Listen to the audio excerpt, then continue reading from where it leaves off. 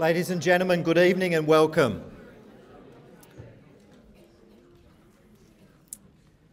Welcome here to Christ Lecture Theatre here at Australian Catholic University.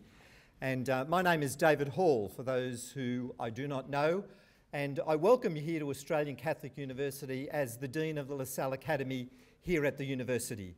The academy that I lead is responsible for faith formation, religious education and educational leadership across the faculties of Education and Arts and Theology and Philosophy. And it's my great pleasure on behalf of our Vice-Chancellor, Professor Greg Craven, to welcome you here to Australian Catholic University, and thank you for coming here this evening to the first lecture in the Marian Lecture series. And so I welcome you too as a Marist, as a member of the Council of the Association of St Marcel and Champagnat, and as a Marist brother. And it's, as I said, the first lecture in what will be the Marian series. It is not only our hope, but indeed in our plans, that this Marian Lecture series will be an annual event in the life of the Australian Church. And we've called it the Marian Lecture. And I'm sorry to disappoint, but it's not about Mary, and it never will be. Because it's not so much to teach us more things about Mary, although that may well happen along the way, but it is for us as a people to imagine a more Marian church, a more Marian way of being church in the world. And only last week we celebrated the feast of Our Lady Help of Christians.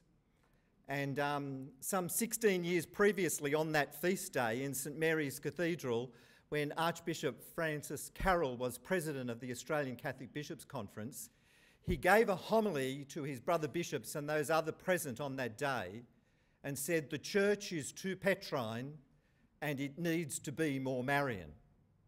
And of course, Archbishop Francis Carroll said it at that time in the shadow of the pontificate of John Paul II, who himself, at the very beginning of his pontificate, gathered together the curia and gave the learned cardinals present a talk on the fact that the church was too Petrine and it needed to be more Marian. And so that's what we hope over the next years the Marian Lecture will do. Give us a chance to imagine a more Marian way. And what is that? It is a church that it is more tender, more inclusive, more responsive, more merciful. A church that opens up some space, as John the 23rd said, and lets the Holy Spirit in. That's what we hope to do in this Marian Lecture series. And so welcome to this, and as is our custom, here at Australian Catholic University, we acknowledge country. And what a week to do it, is it not, in Reconciliation Week, where this year we celebrate 50 years since the 1960 referendum that recognised Indigenous peoples as citizens of the country. 25 years since the Mabo decision that returned land rights to First Nations people, and indeed in this year, 20 years since the handing down of the Bringing Them Home report, recognising indeed, at least officially, that we're stolen generations in this country. And so it's quite an apt week, although we do it always, to acknowledge country. Country is a place that gives and receives life, not just imagined or represented, it is lived in and lived with. Aboriginal and Torres Strait Islander peoples talk about country in the same way that they would talk about a person. They speak to country, sing to country, visit country, worry about country, feel sorry for country, and long for country. People say that country knows, hears, smells, takes notice, takes care, is sorry or happy. Country is a living entity with a yesterday, today and tomorrow, with a consciousness and a will toward life. Because of this richness, country is home and peace, nourishment for body, its heart's ease. with these words about country, we acknowledge that we meet on the land of the Wurundjeri people, and we pay respects to elders past, present, and indeed our emerging leaders, and we pay respects too for any Indigenous peoples who gather with us this evening. And so it is that we come to this lecture with a wonderful opportunity to listen to Mark Patrick Hedderman. Mark Patrick Hedderman, an Irishman who is a teacher, a lecturer, a priest, a writer. A teacher of young people, a school teacher he was, and for some time the headmaster of the Glenstal Abbey School in Moreau in County Limerick in Ireland. He prepared himself sufficiently for teaching. He did a PhD in education, which was probably sufficient to prepare, and spent then time also in the school as the Dean of Studies as well as headmaster and teacher and lover of literature. Mark too has been a lecturer in many places, including the USA and Nigeria, and here for the first time in Australia.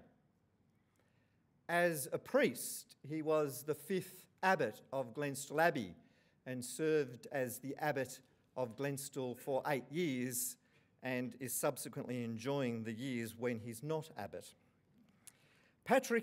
Mark Patrick is a profuse writer.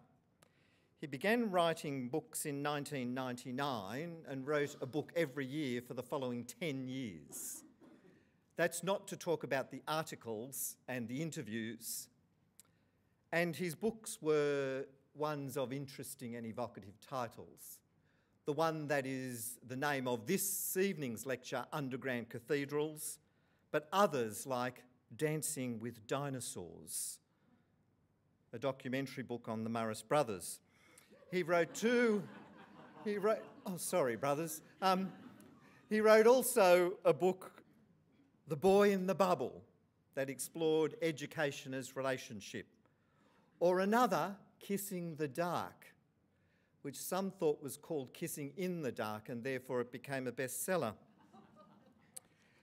And his most recent book, published only this year, The Opal and the Pearl, another interesting book about sex, as is his wont, but again, though an interesting book, the second bestseller on the non-fiction list in Ireland at the present time, because Mark Patrick is a little mix of what I call the Australian version of a mix between Hugh Mackay and Chris McGillian, somebody who brings together reflections on our society and indeed on our church and how we try to make sense of it.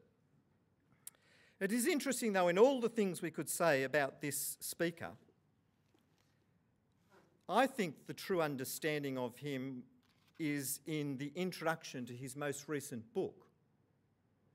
And the introduction to his most recent book begins with a 4-word sentence: I am a monk. And it is the monk, Mark Patrick Hedderman, who will be speaking with us this evening. And what is a monk? According to the introduction, it says, they are guardians of air vents to an alternative world. There is always another possibility. Monks give breathing space to a silent, stuttering advisor trying to get a word in edgeways.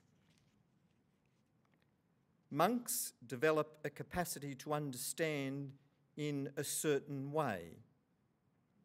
They are there to keep open the roads less travelled. And indeed, they are people of contemplation. And contemplation is the capacity to make connections where others may fail to see the point.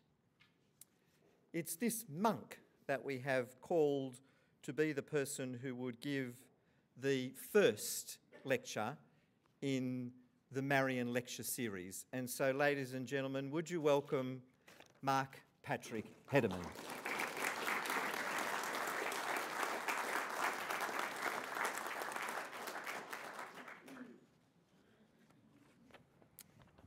Thank you very much.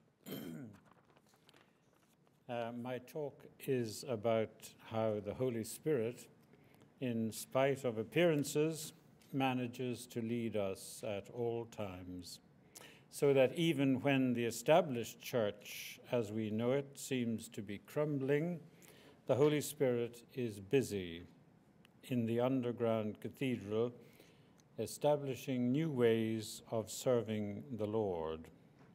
And I am using the situation of the Marist brothers in Australia as a litmus test of this hypothesis. The church, as well as everybody else, must understand that the world was hit by a cultural tsunami in the 20th century. And we can only humbly begin to pick up the pieces and put them back together again in constant touch with the Holy Spirit. Only then can this vibrant 21st century begin to sing a new song to the Lord.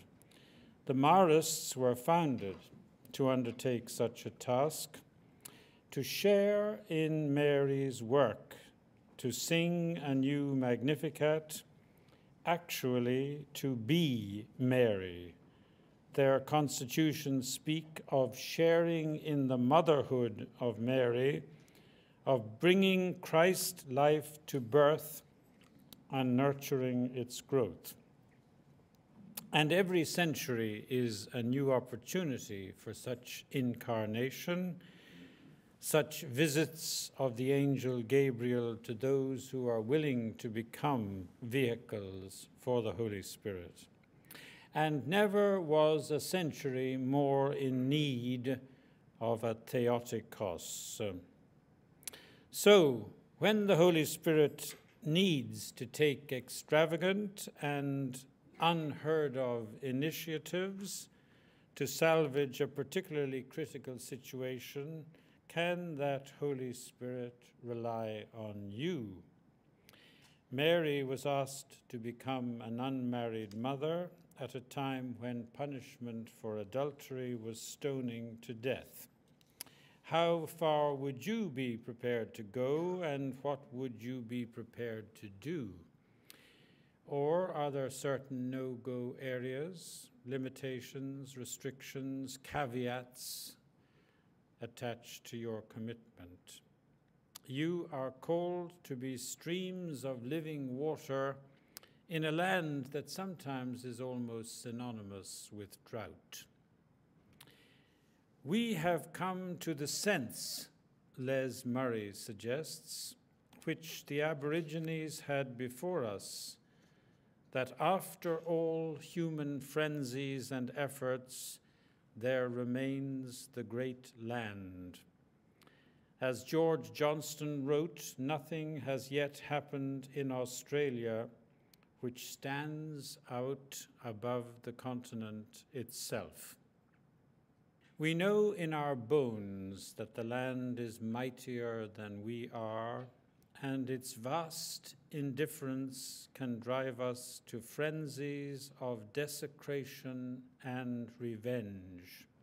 We know deep down that the land does not finally permit of imported attitudes that would make it simply a resource, a thing.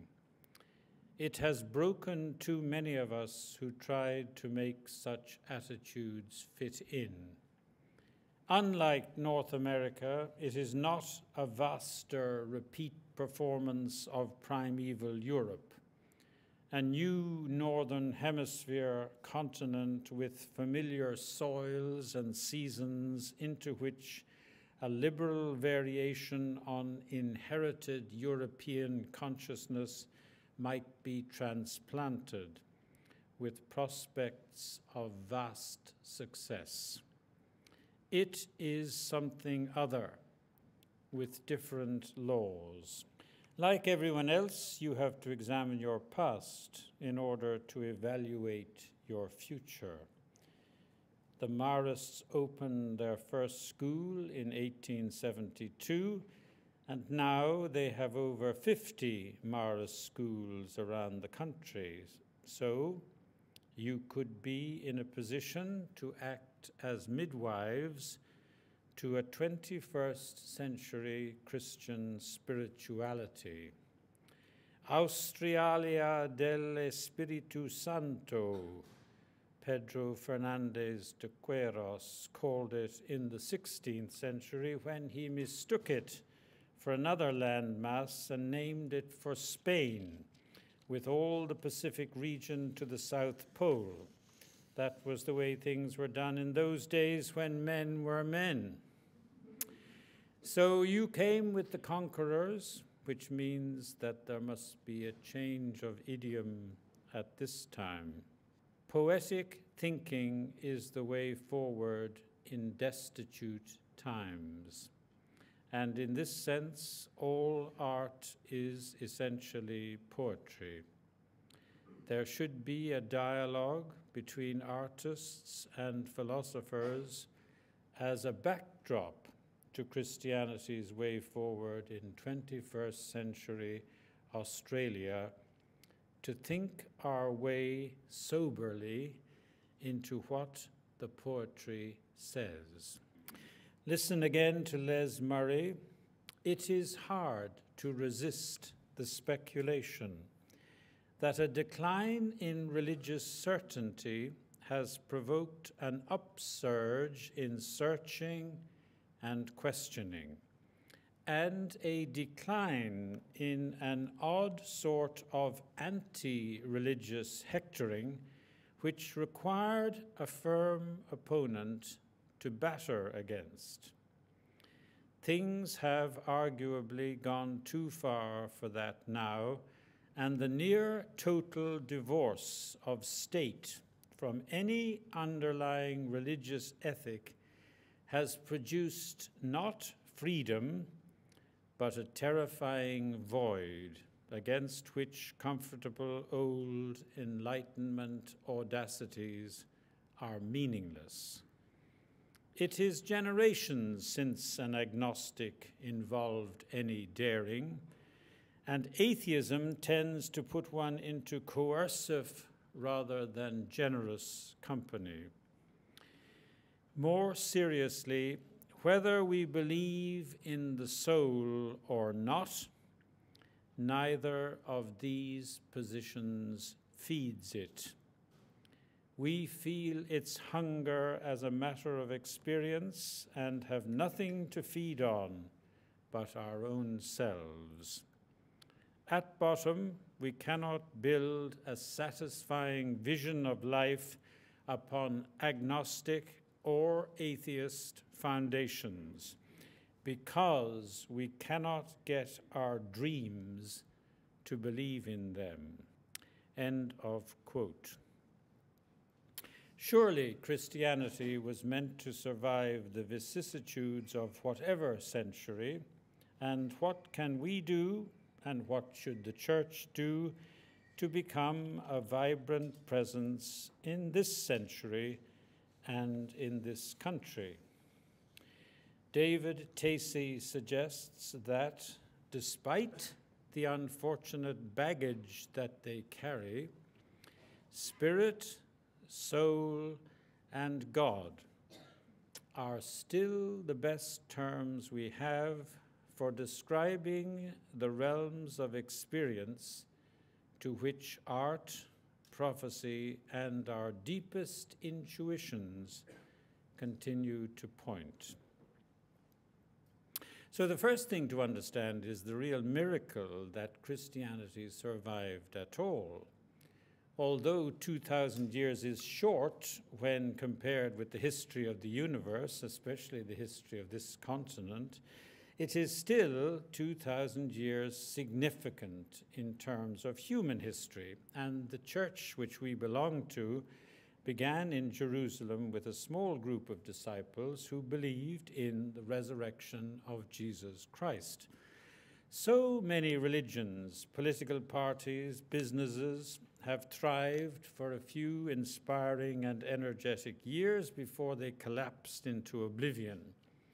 Statistics coming mostly from sociologists in America suggest that 75% of all small businesses fail in their first 5 years, and 50% of the remainder collapse by their 10th year.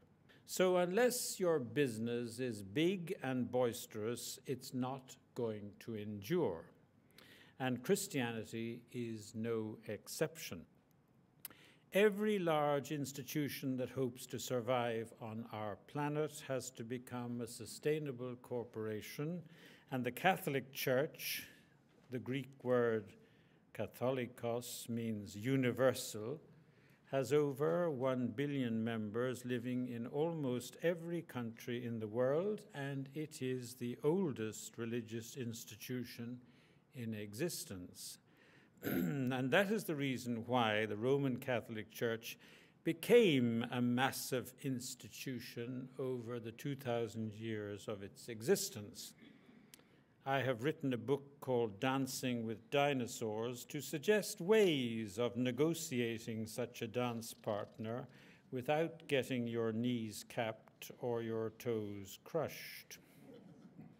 The secret is that the Holy Spirit is the mahout of the dinosaur, and guidance from the Holy Spirit allows for genuine development and prevents both ourselves individually and the Church as an institution from completely losing our way.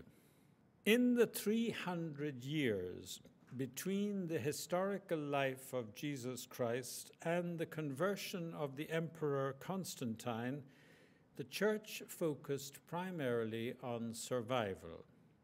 It spent the first 3 centuries as a sometimes outlawed organization, unable to possess property or make any great sociological impact.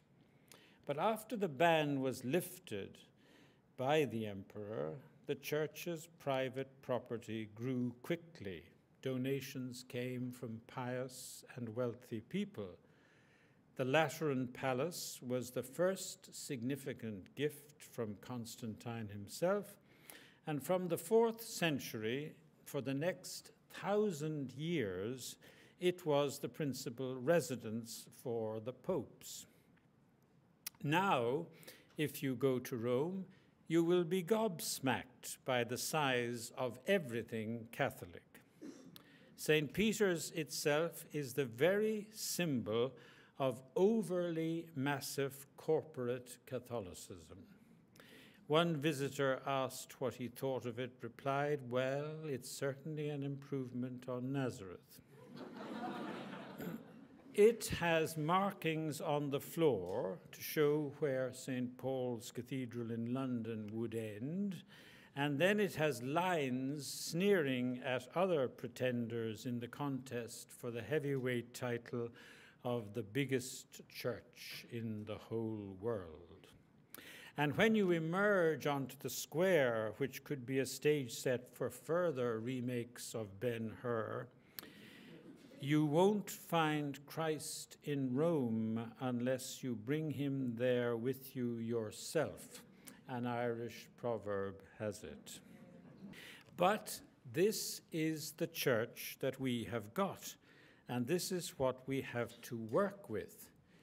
The Acts of the Apostles, supposedly written by St. Luke, one of the disciples of Jesus between 80 and 90 AD, describes how that first small group began and how they tried to live the Christian life as it was intended, mirroring also the Marist founders' simple beginnings, which has been described in Water from the Rock.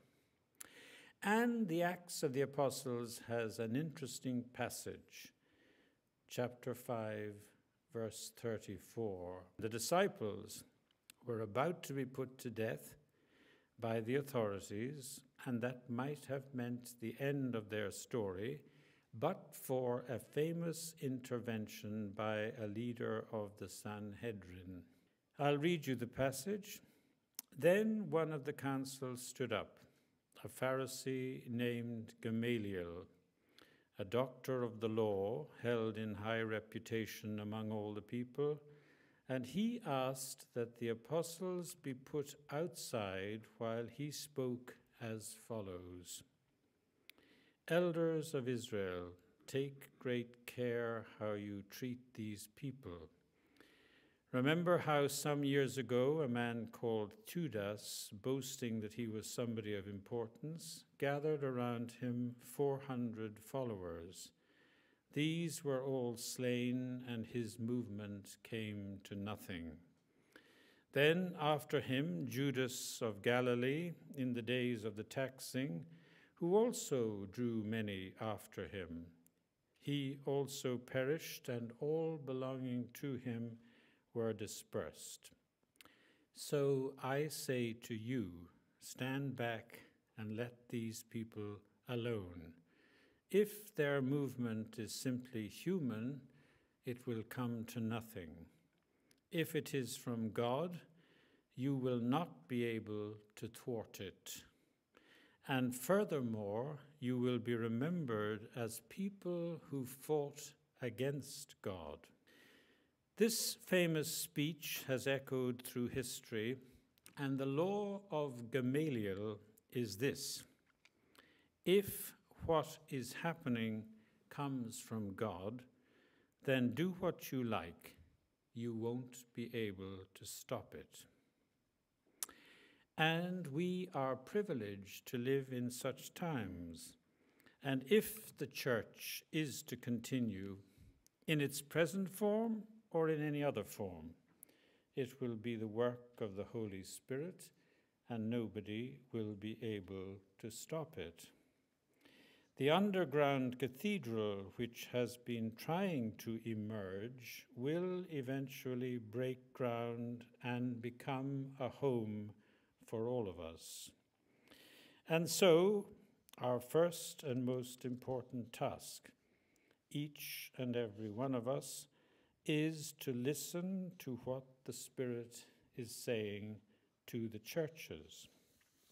Just as in the 16th century, the Jesuits were formed to be soldiers fighting for Christ in the post-Reformation scenario, the Marist society was seen as necessary in the 19th century, when all belief seemed to have disappeared. The founder, Marcellin Champagnat, was born on the day that the Bastille fell in 1789 and the French Revolution began. The church in France was irretrievably associated with the Ancien Régime.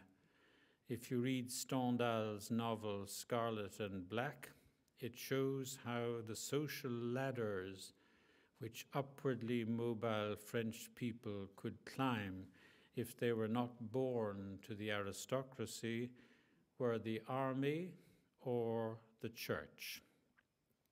Louis XVI asked to have a priest to accompany him to the guillotine. But as any French priest would have been executed with him, he was accompanied by the only English priest in Paris at the time, Mr. Edgeworth, who later wrote an account of this adventure. Edgeworth escaped with his life, much to his surprise, because the executioner was paid sufficiently by the sovereign. Such an anecdote describes the position of the church as an institution at that time. Rebuilding it would not be the work of soldiers fighting against heresy. It would be the work of a mother with an unshakable belief in her children. Marcellin was inspired to found a new kind of church, one which would be more egalitarian than the one which had been leveled by the Revolution. He became one of the architects of a new church which the Holy Spirit has continued to maintain as an underground cathedral, only breaking ground, so to say, at the Second Vatican Council. Reading the history of his Marist organization, we can see that within 100 years of his inspiration, the church authorities in Rome reorganized it into a traditional shape, imposing upon it structures which they thought to be obvious and necessary. These entailed divisions between men and women and between clerics, religious people, and lay people. At the Vatican Council, they were trying, before they made this document on the church, to work out what kind of ecclesiastical structures existed around the world. And the Italians described their structure as pyramidal, going from a point at the top downwards to the lowest point at the bottom of the pyramid or the triangle where the lay people were. The Americans, on the other hand, described their concept of church as concentric, that authority would sit in the middle and the power would be distributed through the radii to the circumference of the circle. The Irish bishops suggested the mushroom method. That was, keep them in the dark and feed them plenty of shite. These are the different forms that the church can take, the way in which its authority can be exercised. In still more recent times, Marcelin has again been pigeonholed into the pyramidal structure which the Church of Rome identifies as hierarchy in heaven. Champagnat has moved from being a mere venerable to being beatified, and finally to the highest rank of sainthood, which happened at his canonization on the 18th of April, 1999. Hierarchy is a paradigm which remains endemic in our church, and it will require much ingenuity to remove this brand mark from the identikit of those who try to follow Jesus Christ in the Roman Catholic Church in the 21st century. The underground cathedral, which Marcelin envisaged 200 years ago, can serve as a blueprint for a more contemporary design. Australia has been a pioneer in this regard. Here you have recognized that in every Marist province, over 95% of the leadership and the work of all Marist projects is in the hands of lay people. Among these are many who identify themselves as Marist, both in their spirituality and in their professional practice. They feel a strong vocational call to be Marist, and these must surely show us the way forward. Some recognize structure whereby these admirable people can belong fully and can exercise full co-responsibility for Marist life and mission. If you can succeed in this, you would become a pioneering paradigm for the role of all laity in the church all over the world. Marists, as Pope St. John Paul II puts it, should have an original and specific way of making visible the presence of Mary in the church today. To follow the example of Mary is to disappear whenever appropriate. In the Christian idiom, disappearance does not mean failure or proof that something must have gone wrong. It has always been necessary so that the Spirit may come. James Macaulay puts it this way: I am impatient for that loss by which the Spirit gains. New wine needs new wineskins, and 21st century wineskins will not be 3 stories high. The new Marist identity should be as leaven as that element in the church that loses itself in the batch to promote growth in the rest. Relinquishing all status and self-promotion, they would share the self-emptying of their Lord, who became as nothing to serve the springtime of the world.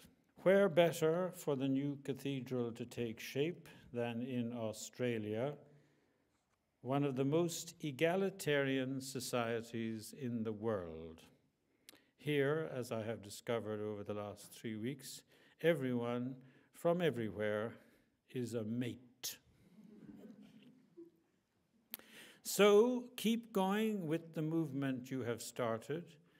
Present the fading church with a fait accompli. Validation afterwards is easier to achieve than permission beforehand. The example I give is how the church always disapproves, like the governess in General Montgomery's autobiography, who used to wake up every morning and say, "Go out and see what that child is doing and stop him."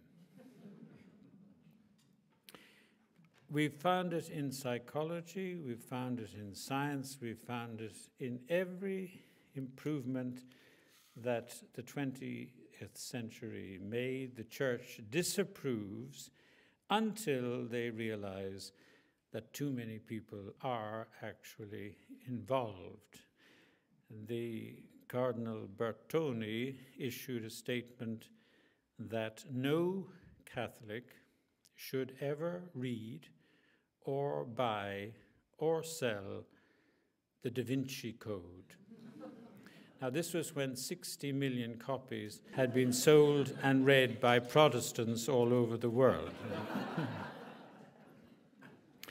The example of cremation is one which the Catholic Church disapproved entirely of all forms of cremation until they realized that 70% of people all around the world are choosing this way of being buried. So now, having seen that, they say, well, now, if you're going to be cremated, well, then everybody must be buried in sacred ground, in a churchyard. You cannot be scattering ashes anywhere you think might be appropriate, in your garden or whatever. Well, there's a woman in Limerick, where I came from, and her husband, who was not a very nice man, but we didn't say anything about it at the funeral. She discovered that he had left it in his will that she was to scatter his ashes on the Ganges River. So meeting her a few months later, we said, "How did you get on the Ganges?" She said, "I flushed him down the jacks." And he could find his own way to the Ganges.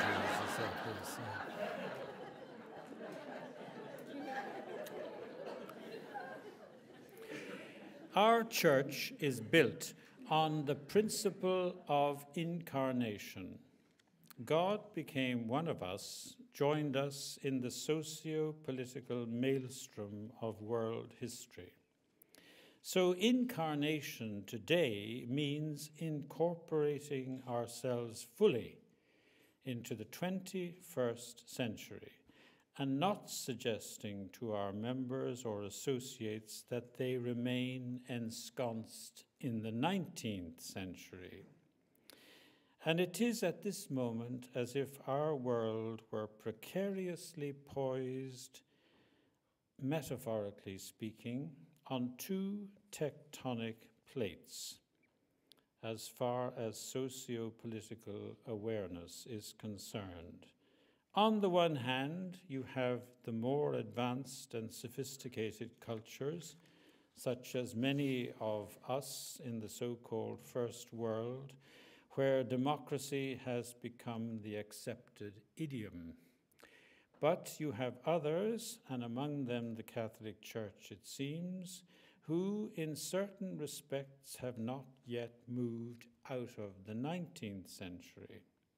But at this time in which we live, it is as if these two tectonic plates were on the move, and the place where they could meet is called a plate boundary.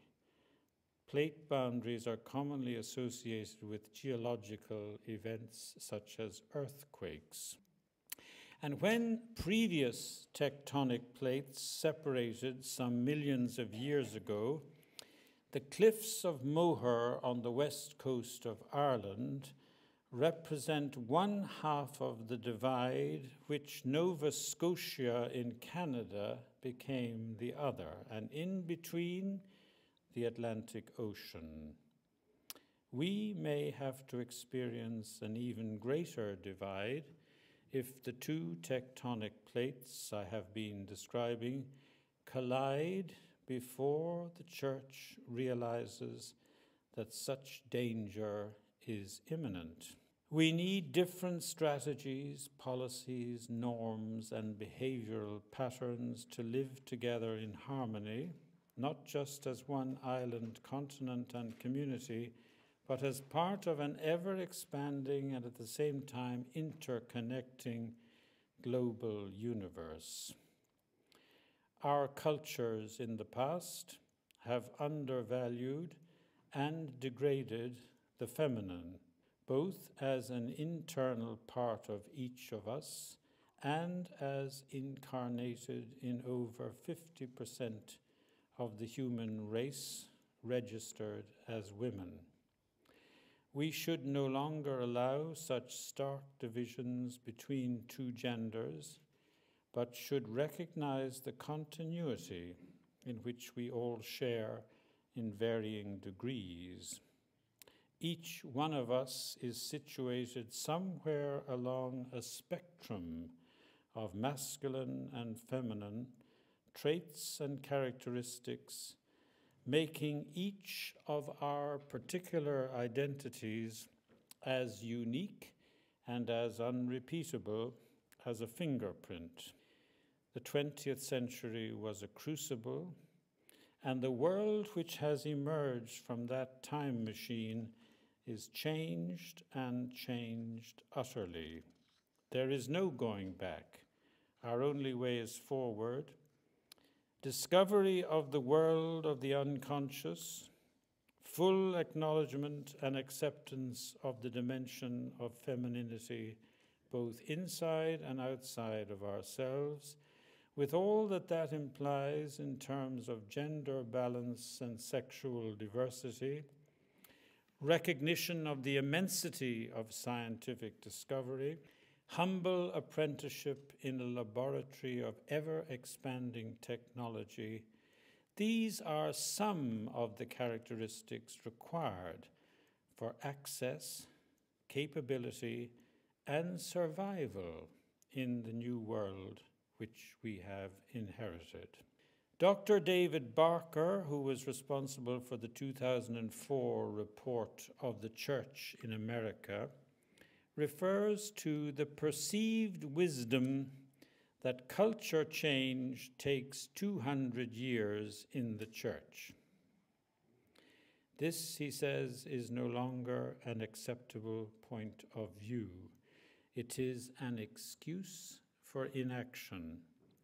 And the Catholic Church has probably 5 or at most 10 years before being reduced to a tiny, irrelevant minority within our so-called Western world.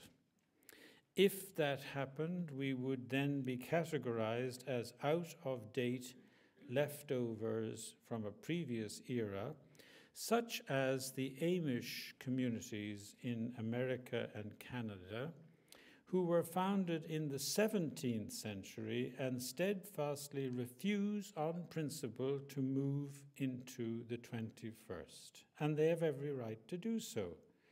They have decided that's the way they want to live. They use horses for farming and transportation. They dress in a traditional 17th century manner. They forbid electricity or telephones in their homes.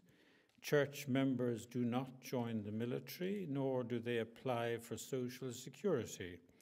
They refuse to take out insurance or accept any form of financial assistance from the government. They value rural life, manual labor. They discontinue formal education at the age of 14, and they have every right to live like that, but we would be as they are and less identifiable, but we would be obvious retros, determined to remain behind where the 19th century left off. Let me tell you a story about myself. In October 2008, I was elected the 5th abbot of Glenstall Abbey in Limerick, Ireland. This vote could not be ratified in Rome unless I, who had been a brother monk for almost 50 years, was prepared to be ordained a priest. Why was this so? As far as I could determine, since the year 1983, which is only 30 years ago, a canon has been added to the revised Code of Canon Law, which stipulates that power in the Church can only be exercised by those who are ordained priests. Now, this raises serious problems for the Roman Catholic Church in general. What can possibly have happened as recently as 1983? One explanation is that a theological opinion about sacred power, which was not sufficiently debated by theologians, became incorporated into the revised Code of Canon Law, and particularly in Canon 129. This specifies that only those who have received sacred orders are qualified for the power of governance, also called the power of jurisdiction.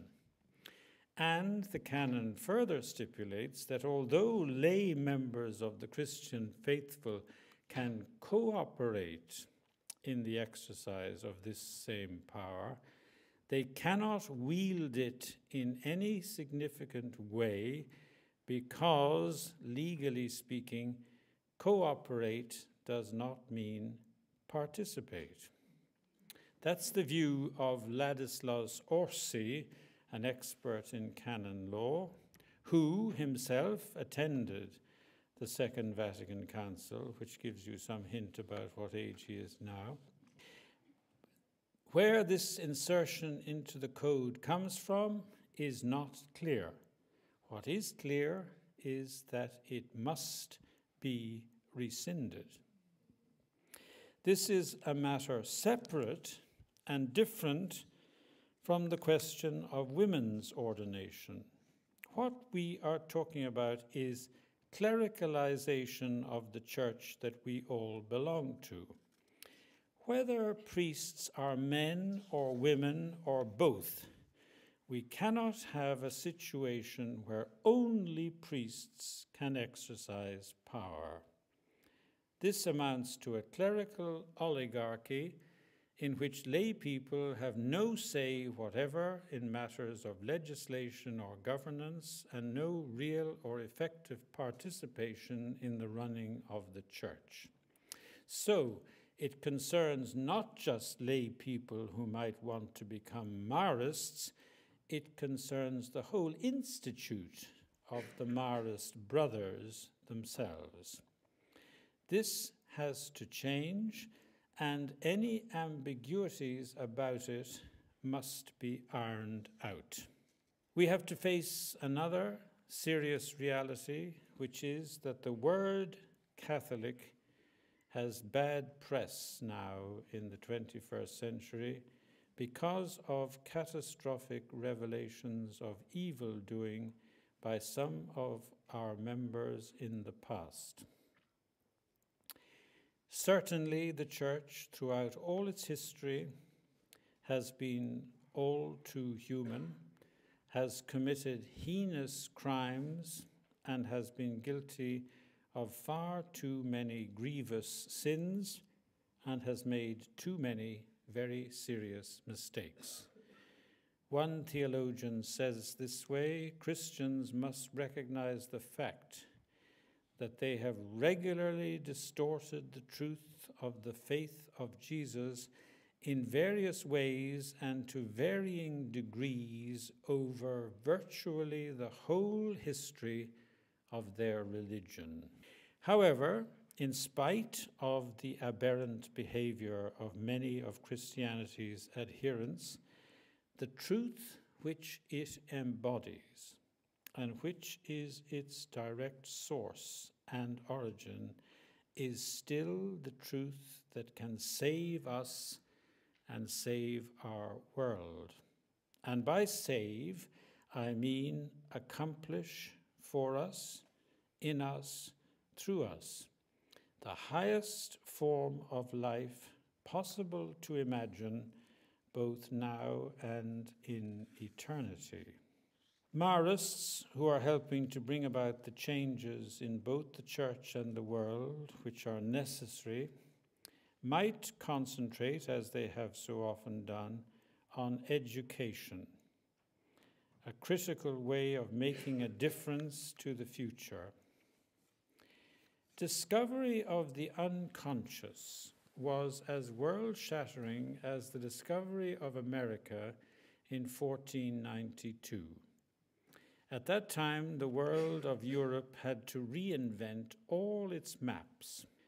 We had been living on the top story of a house with a vast cellar underneath, and only in the last century were we given the key to a trapdoor leading to these uninvestigated depths.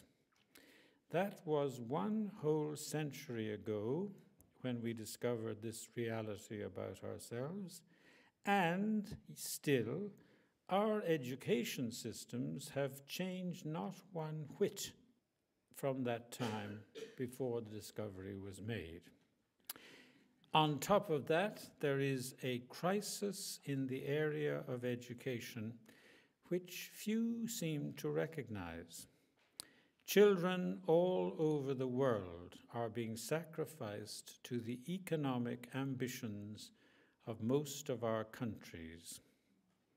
Economic concerns dominate educational policy. Thirsty for national profit, we promote whatever prepares our children to increase our economic growth. We ignore or we discard talents, skills, and areas of learning which promote and enhance the personal development of our young people. We should not harness our children to the business needs or the short-term economic growth of our countries. Just because a multinational company is offering payment for a number of jobs to be done does not mean that our children's prospects should be tailored to meet this requirement. The job may become obsolete, or it may be done by a robot in a few years' time, and that child should have been harvesting other benefits from his or her education. The obsolete factory model of education must be challenged. Whenever money is tight and budgets are planned, The first subjects chopped are arts and religious education. Science, mathematics, and technology are cultivated, and imagination is wiped off the desktop. Education systems have become weapons of mass destruction where imagination is concerned. No wasting time, we have to get ahead. If this trend continues, Martha Nussbaum warns, the world will soon be producing generations of useful machines rather than complete citizens who can think for themselves, criticize tradition, and understand the significance of another person's sufferings and achievements. From the age of 4 now, our children are treated to a bookish commercial education. The United Nations are determined to inflict this myopia on all the children of the world in the name of equality of opportunity.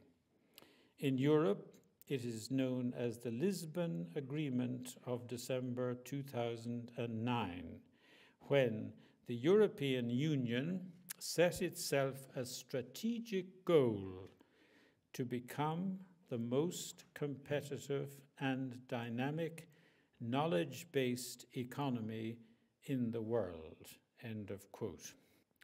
Punishing study regimes imposed on children affect their health, their welfare, and their personal development. Cramming their heads with irrelevant knowledge to pass examinations, that is not education. And Marist education must be different. Mary is again our guide, as we all have to enter this world through the human body of a mother. So this confusing world has to be mediated to us by a human person. And education means encountering that person, the person who can unlock the door without second-guessing or preempting the results. Marists should know that the Holy Spirit may have plans and hopes for any and every child in our care, and each one should be allowed the time and the space to entertain such a possibility. 200 years ago, Saint Marcellin Champagnat responded creatively to the promptings of the mysterious Spirit of God. May He open our imaginations towards something similar in this our own day. Thank you.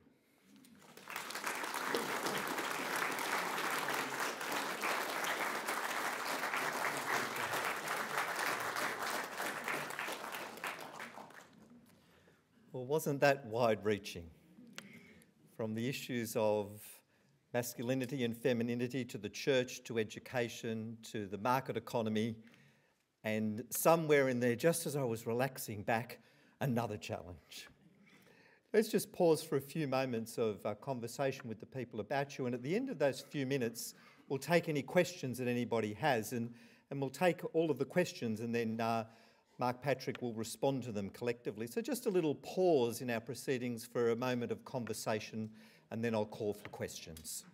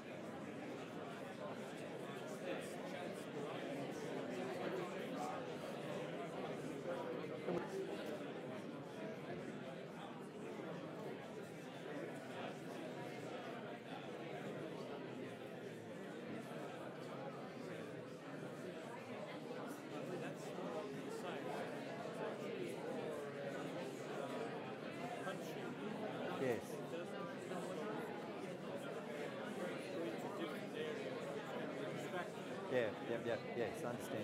Yeah. Yeah, it was.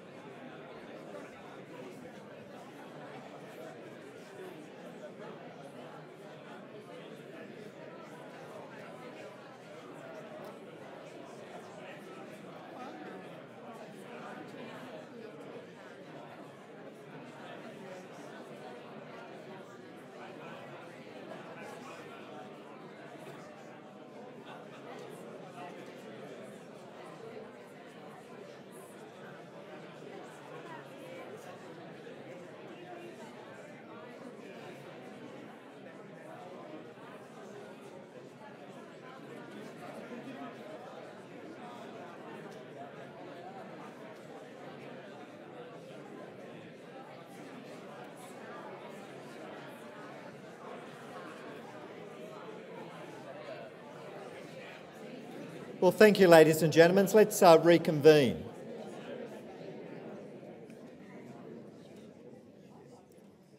And now there is an opportunity to ask Mark Patrick any questions that you have.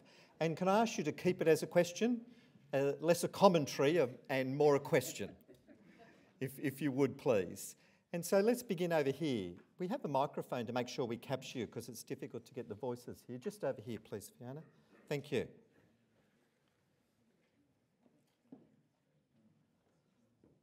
This is just a very simple question. But Mark, if you had to become ordained to exercise the ministry as abbot, did you do a crash course in that, or when did you actually become priest or get ordained or whatever? Well, thank you. I'd just be very interested. It's a lovely part of the story, I must say. Well, I'm going to cluster these questions and then get Mark Patrick to respond. Other questions? Please, just behind you, Fiona, thank you. I've come here tonight to ask, to listen, because I heard we were talking about change. And we have been talking about change for years. Everybody says the church needs to change, we need to do. What do you suggest? How do we do it? How do we go forward? How do we change? We can't make any decision. It comes from the top, and that's what I want to know. Thank you. Thank you. And just behind you there, thank you very much. Good evening. I come from the Philippines, and I was just struck by what Mark said about children are sacrificed to the economic demands of our country, and that's what is happening, no? In my own context. I wonder how we can. I mean, what can we do if you are a country like us? We are classified as a poor third world country, and practically the children are trained to serve the needs of the multinationals. But we are helpless in a way. They need jobs, you know, so what do we do? Thank you. Thank you. Incidentally, I am an agent for Mark also. He has a book called The Boy in the Bubble, Education as Relationship. So the answer's in the book, but, but we'll get an answer from the man himself in a moment. Other questions? Yes, please, over here. Thank you.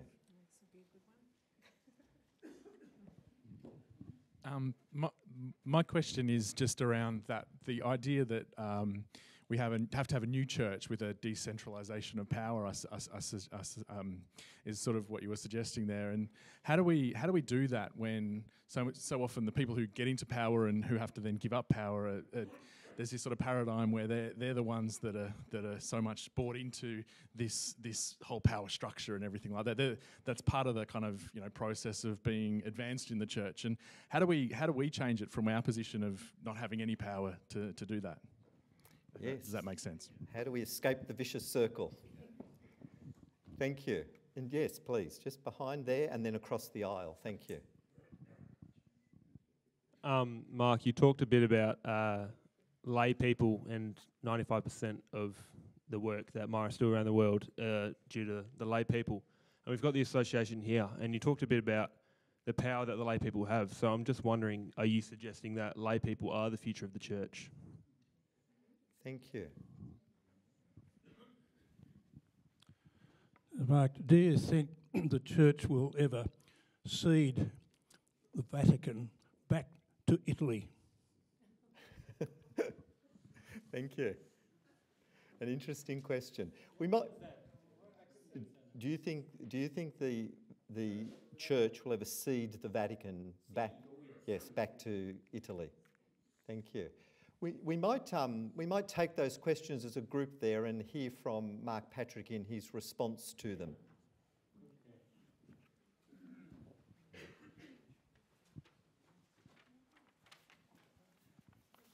I'm always suspicious when I hear somebody saying a very simple question. And then you... So anyway, I spent a month preparing for my ordination. I was fast-tracked into...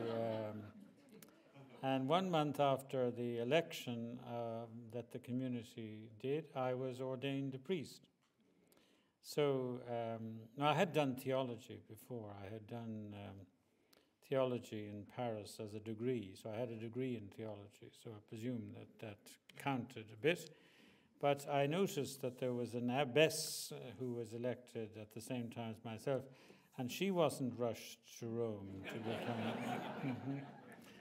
So, I mean, that's... when the church wants to fast-track, it can. Change, how do we change? We can't make any decisions. I think we're changing because of necessity. Necessity is the great mother of invention.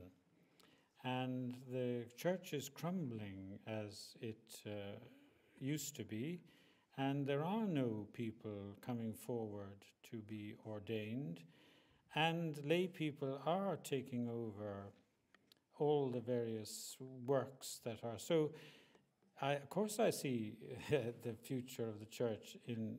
I think the word lay is a dreadful word anyway. It reminds me of hens and chickens or whatever. But it's the word in Greek, laos, and what I love is Nikolaos, is Saint Nicholas. He is the triumph of the laity. That's what Nikolaos means. And the laity are going to triumph because there's going to be nobody else around. And when there's nobody else around, somebody has to do the work. So that's why I'm saying this is an underground cathedral. The Holy Spirit is working, and especially here, I'm fascinated hearing that the Marists have actually set up this association. And when they sent off to Rome, Rome always tell you, go and ask somebody else. You know, it's like you make telephone calls to, and they say, oh, this is not the right number, we'll put you on to somebody else, and then you get on to somebody else. And Rome told them here that they would have to get permission from all the bishops of Australia before they would be in any way considered. But they got permission from all the bishops in Australia. And that's going to be interesting when you go back, because presumably whoever was in Rome said, well, that'll be the end of that. And they won't be able to move again. So now the Philippines, I mean, this is why I'm saying we have to develop a system of education where children are looked after. Now, I agree with you that the only game in town is jobs for these poor, unfortunate people who have to earn their living. But while you have everybody in your school, there are 24 hours of the day in which you can actually teach them other things than how to run a multinational. So that's why I'm saying Marist education should be an education that caters to the whole person, and that hasn't got to be done 24 hours a day. You just have to have the right people, and children don't need to be educated. Children are imaginative. Every child, as Picasso says, is an artist. And the difficulty is, can they remain that way? So it's only to give them time to be with each other and with a teacher who can open that door for them. Because it could be that they are artists, singers, that in other words, you don't stick to the curriculum which the multinationals are insisting on.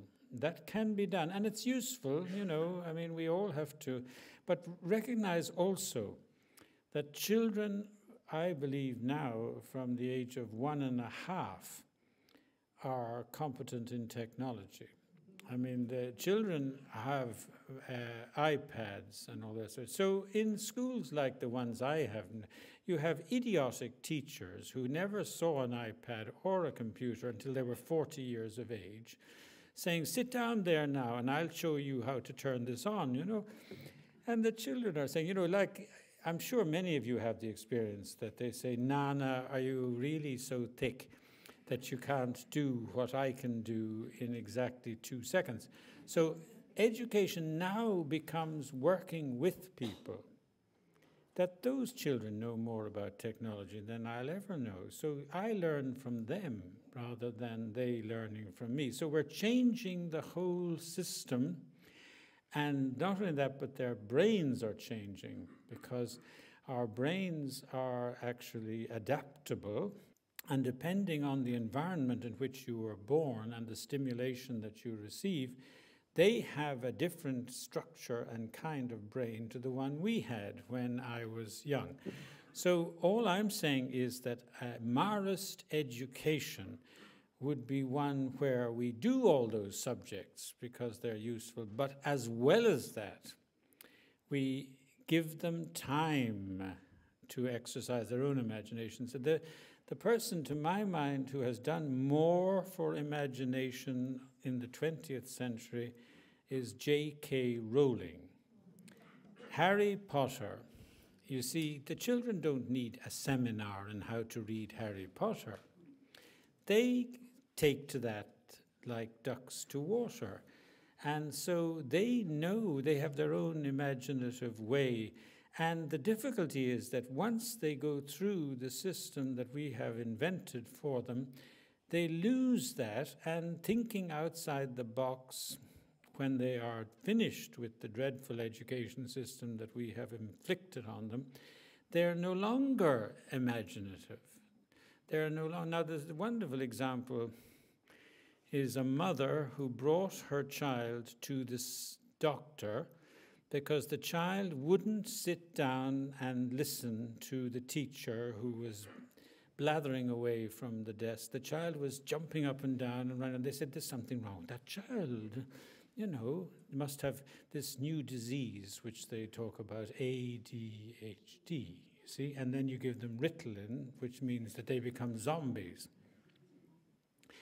This woman brought her child to the doctor. The doctor left the child in his office, turned on the radio, and went outside with the mother. While the radio was on, there was music playing, and the child, whose name was Lynn, began to dance.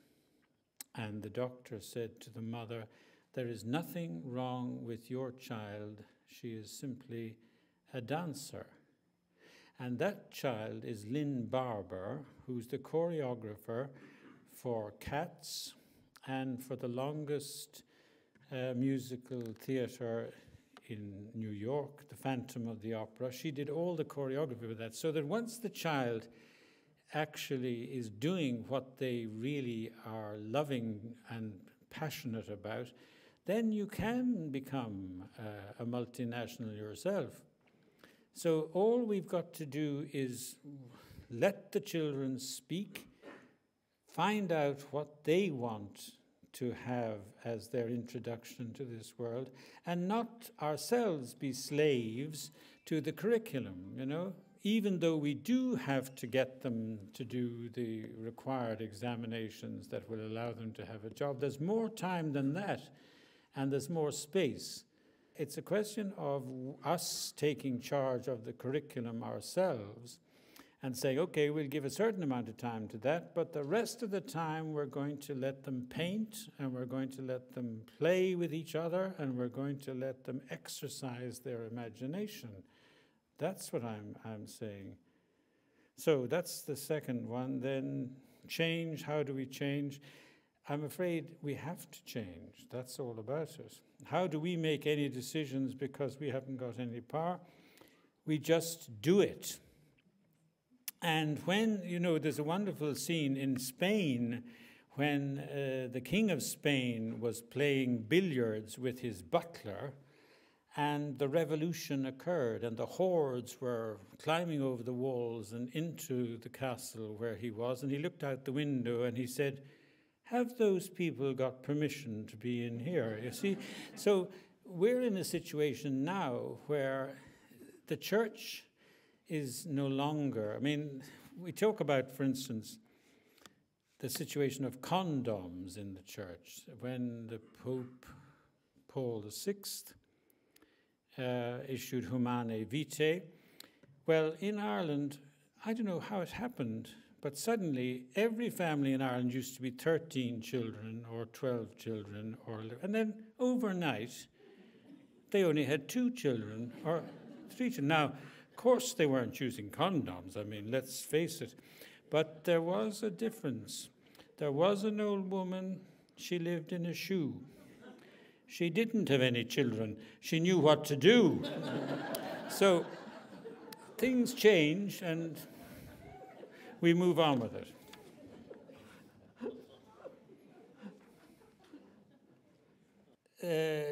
The church owned enormous lands in the Middle Ages. It owned so much, and the great popes were warriors. You know, they were people who sat on horseback in armor and attacked everybody else around them. And then you said that was a great pope, you know. He was able to get back all the lands that we lost, etc. So it was Mussolini who actually gave the Vatican to the Pope at the time, and it was a kind of a compensation prize that they had lost all their territories, which was the best thing that ever happened. Again, the Holy Spirit, you see, just got rid of all that property.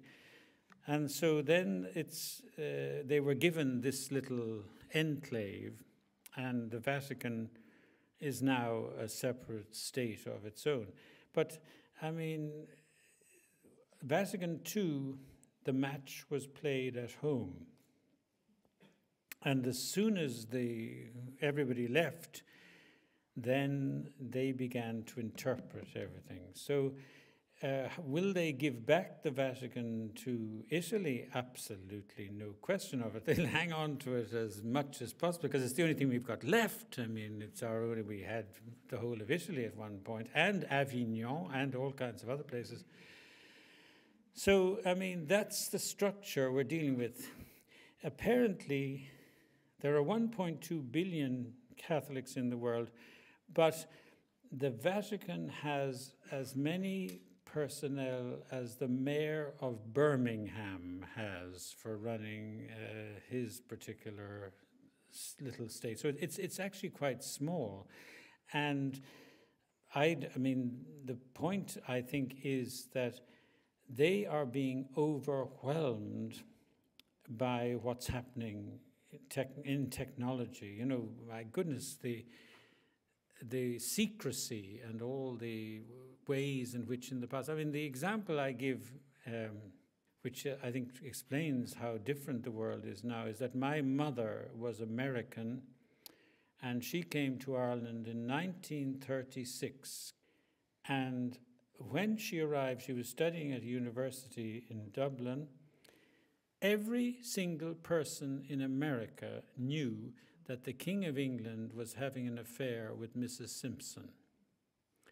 Nobody in Ireland knew, not one single human being in Ireland, because it's an island and because the Prime Minister of Great Britain had decided himself that this news was against national security and the people mustn't be disturbed. So he only had to tell the BBC and the newspapers that this shouldn't be published. So not one single human being in Ireland knew what every single person in America knew. That's the difference between the world we're in. So my mother, anyway, she was going to dances and saying to people, "What do you think about the King and Mrs. Simpson?" And they thought she was a lunatic. So then she got a bit scrupulous. And she went to a Jesuit, as we all do when we're a bit worried. And she said, "Father, is this calumny or libel or detraction?" Those things you learned in your catechism in those days. That I'm telling people here what every single person in America knows about. Well, he said, "I don't know which it is, but it's very interesting. Tell me more about it." You see, so now, I think they're in terror in the Vatican, as I think are the people around Donald Trump. You know, I mean, the world we're living in is overwhelming. Anything that happens, every child on the planet knows it immediately. See, we, as I say, it's a tsunami that has hit. And those people who are pretending that they actually are in control and they know what to do, and if everybody keeps very quiet and sits down and pays attention, we'll be all right. That's not true. It's just overwhelming, and I don't see any of those dikes or banks or whatever you put up around you lasting. So the interesting thing is, what do we do? The Pope, the present Pope, is the miracle that I cannot understand how he ever came into, because every single person in the consistory where he was elected was appointed by John Paul II or by Benedict XVI. So how he emerged, I think they're all terrified and horrified that he did. But we have not understood the changes that he's trying to make. And they are essentially that he wants the church to be what he calls synodal. Now, that's a Greek word. The word that was used in the Vatican Council was different, but synod means, hodos is a way in Greek, and synod is that we're all traveling the way together. And he wants the churches locally to take responsibility, but they're not doing it. He keeps on trying to do that, and he's trying to be, he's being prevented by the Curia and the people in Rome who want centralization. They want control over everything, whereas he is trying as best he can to say, no, let's give responsibility. Collegiality was the word used in Vatican II. Now, collegiality is a Latin word, and it's to do with organizations, whereas synodal means that the church is an organism. As Jesus Christ said, where 2 or 3 are gathered in my name, I am there with them. That is the church. It is everywhere and this room, we are the church. Especially, I'm saying, the Marist organization that has recently been founded, that is the church. And they take responsibility and say, we're going forward. And don't be looking for permission from people who actually haven't a clue. If you ask them for permission, they suddenly get enormously pompous and enormously chuffed that somebody's asking, ask me for permission, so I'm saying, no, you can't. And, these are human reactions when people are out of their depth. So what do? We take the baton that the Pope is trying to hand to everybody, because he's a supreme diplomat. He doesn't want to have a schism at this moment, but he's trying to get the people in different localities to take and to have these meetings, the synods. We had one in Ireland. One bishop decided to have a synod, but everybody else just did nothing. So it's a question of taking responsibility and listening to what the Spirit is trying to say. See, there are people in Rome who think that this Pope is a heretic. They actually believe that he is putting the Holy Spirit in opposition to Jesus Christ. And, they're perfectly, it's not that they're evil, it's that they have this theology and this way of thinking. But we have to say, well, I'm not going to have my life run by people like that, and take the hint that both the Spirit and the Pope are giving, and that you're actually, I think, doing very well here in this organization. So we look forward to seeing how it continues. Carry on.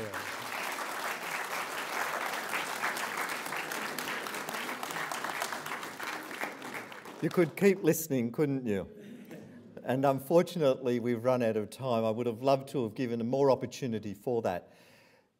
These occasions, of course, take some organisation and many people involved in it. So our thanks to the Association of St Marcel and Champagne, but one person very central to its organisation has been Brother Mark O'Connor. And for those of you who know him, you know that Mark over decades has been sourcing great people from around the world to stretch the minds of Australians. So just a word from Mark, if we could, as we come to the end of our evening.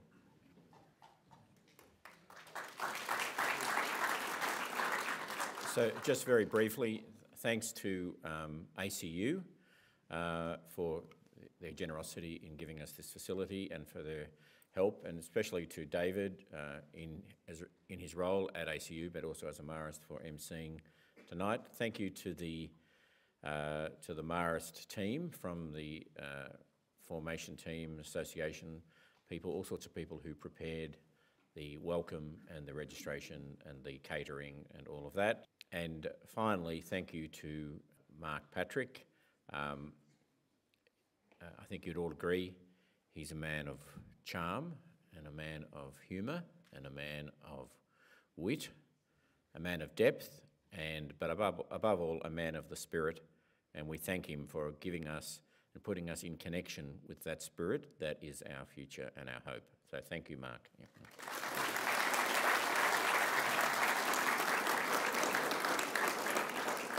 And as I said at the outset, this is the first lecture in the Marian series, and we're already planning for next year in the hope to have some stimulating thought.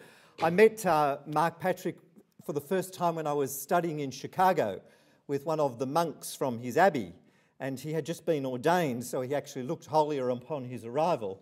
And the irony of it all was that he had done his 1 month's preparation, had been ordained and installed abbot, and at the same time at the theological college I was studying at, it was under inspection because the Pope at the time, Benedict XVI, had called for more scrutiny of seminaries, and I was studying at one, and this one needed particular scrutiny because a woman was the Dean of Studies. And it just made me Think of the irony of it all, isn't it? You know, and that beautiful line that comes to us from John Allen, you know, the great Catholic Church commentator, who says that the Catholic Church, it breaks your heart and it raises your spirits in roughly equal measure. So come back next year and have your heart broken and your spirits raised, and thank you very much for coming.